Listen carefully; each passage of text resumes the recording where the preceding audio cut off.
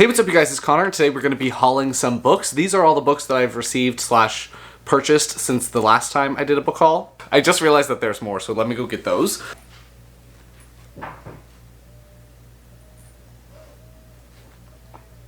I'm back. So I did receive a couple of books from publishers, so we'll start off with those and then we'll go into the books that I've acquired myself. No smelling the boxes right now.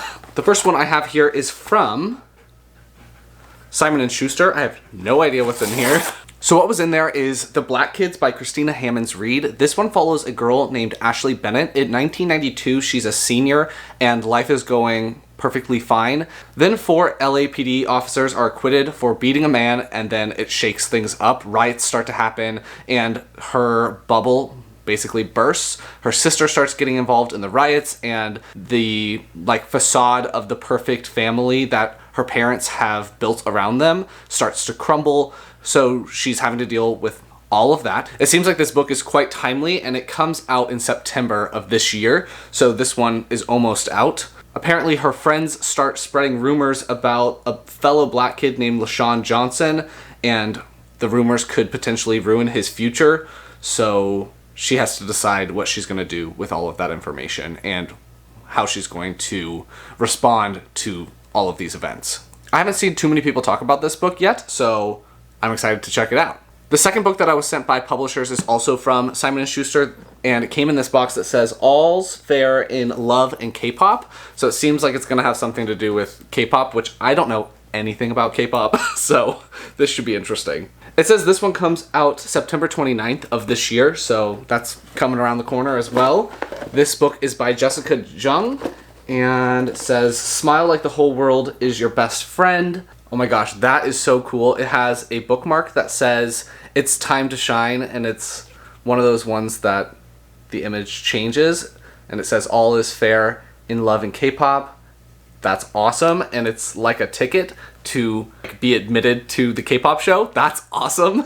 It came with a keychain that says shine on it. Whoever put the box together put in the time to do all of these paper stars, which I love. There's even like a metallic gold one, which is so cute. And in there it says Shine, a novel by Jessica Jung. So Jessica Jung is the former lead singer of Korea's most famous girl group, Girls' Generation, and this is a YA contemporary book that I think is going to follow a character that is a part of a K-pop group. It says that for one girl, the cost of success and love might be even higher than it is for everyone else. I don't know. The ARC actually says that this comes out in October, so the box lied to me. This comes out in October. I'll be sure to check dates to see if they've been updated or anything like that, but if you know anything about this one, let me know. This bookmark is awesome.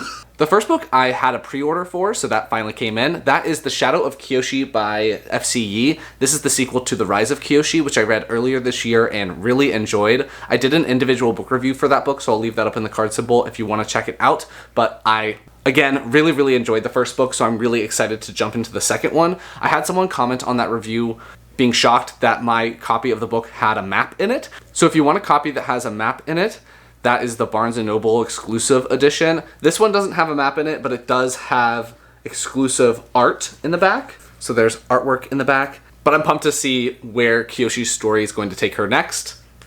I hopefully will be reading this one very soon. As you guys know, I've been on a huge TJ Klune kick this year, so I pre-ordered The Extraordinaries, which is by TJ Klune, obviously. Hey, Bubs.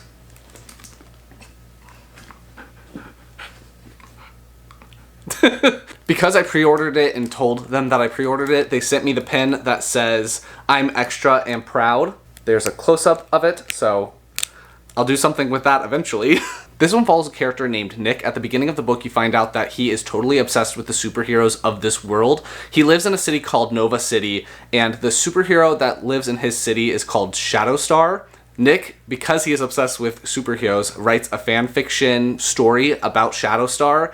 It just follows Nick as he is totally obsessed with these superheroes and somehow gets mixed up with them. Nick decides that he wants to become a superhero, and then it follows Nick and his friends as his friends deal with Nick as he's trying to become a superhero, trying to become an extraordinary.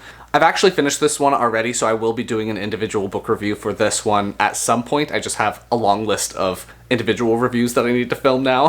One thing that's cool about this book is that the dust jacket is reversible, so you can have this alternate cover on your book, but it's the like fan fiction that Nick writes. So it says, "This is where we scorch the earth" is the name of his fanfiction, and then right here it has TJ Klune crossed out and it says Nick Bell on it. I'll probably keep the original cover, but I like that detail.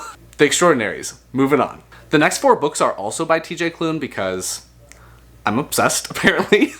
The first of those is Crisp and Sere. That is hard to say. This is the second book in the Immemorial Year series. I did an individual book review for the first book, so I'll leave that up in the card symbol. That one's called Withered Sere. This one follows a character named Cavallo in a post-apocalyptic United States.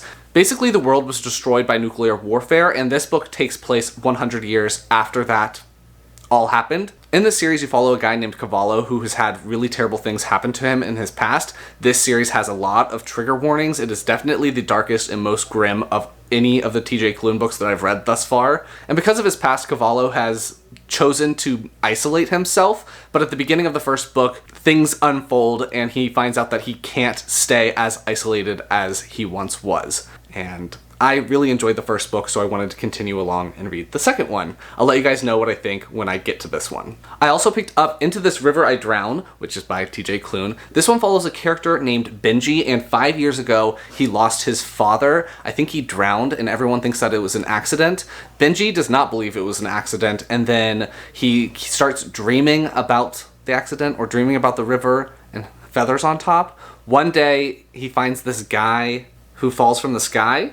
Seems like it's going to be like a fallen angel situation. I'm not exactly sure. They start to look into all of those things, and it seems like there are supernatural things happening that the town doesn't know about.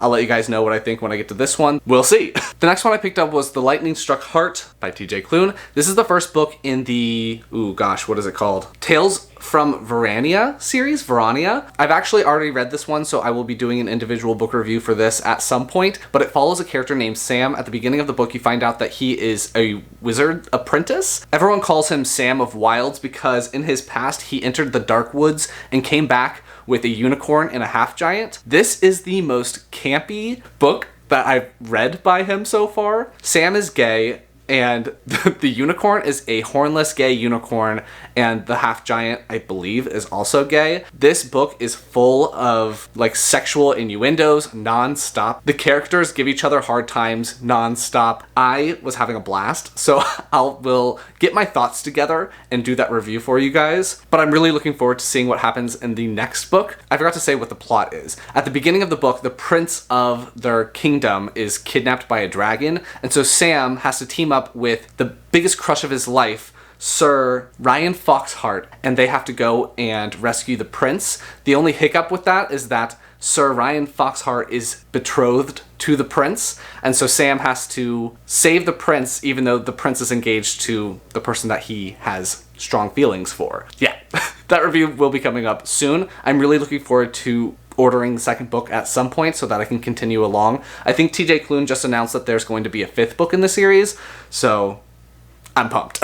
And the last TJ Klune book in this haul is Tell Me It's Real by TJ Klune. This is the first book in the Love at First Sight series, and this cover is so bad, but I read a bunch of the premises for TJ Klune's books to my husband and had him pick 2. He picked The Lightning Struck Heart and this one. I've read this one as well, and I'm going to do an individual book review for it, so that will be out at some point soon. It follows a guy named Paul. Paul at the beginning of the book meets this guy, I forgot his name, Vince, and Vince immediately wants to get together with Paul, but Paul has a hard time believing it because Vince is like very stereotypically attractive, and he thinks that Vince is just wanting to date him as a joke, and so just follows them as they're figuring things out. This book and The Lightning Struck Heart kind of reminded me of each other because of the type of humor that's in these books. This one is also full of a lot of sexual innuendos that happen a lot. Paul's best friend is a drag queen, and so his best friend makes a lot of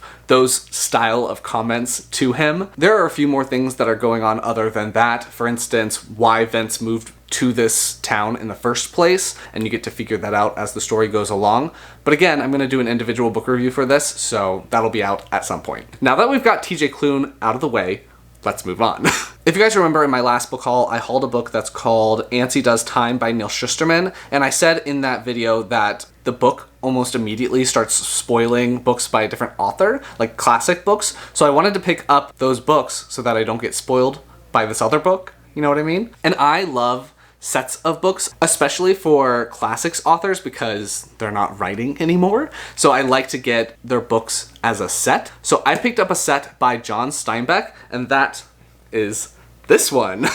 So very quickly, there is East of Eden, The Long Valley, Tortilla Flat, and Of Mice and Men in this one book. The Winter of Our Discontent, never heard of that one.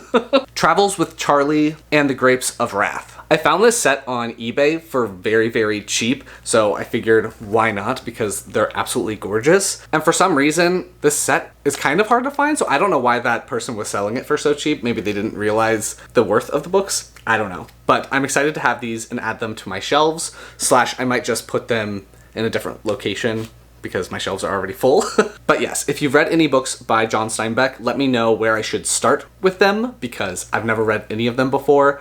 And I guess I've decided that he's going to be another project of mine. The second to last book that's going to be in this book haul is Giovannis Room by James Baldwin. I don't really know what it's about, but I really want to check it out because it pops up on a lot of lists for LGBT plus books. I've heard really, really good things about it, and before I bought this book, I started watching some interviews that James Baldwin did while he was still alive, so I'm even more curious to get into this and see how I feel about it. If you guys have read Giovanni's Room, let me know so that it gives me the extra motivation to pick it up. It's not very long, so I could probably knock this one out rather quickly. And the last book that's going to be in this book haul is a collection of comic books. That is going to be the Avatar: The Last Airbender North and South Library Edition. For some reason, these library editions are becoming incredibly difficult to find for decent prices. I don't know if someone's buying them all up and making the price skyrocket, but I wanted to get my hands on this one before it happens to this one. If you guys don't know, these comics take place in between the Avatar: The Last Airbender cartoon show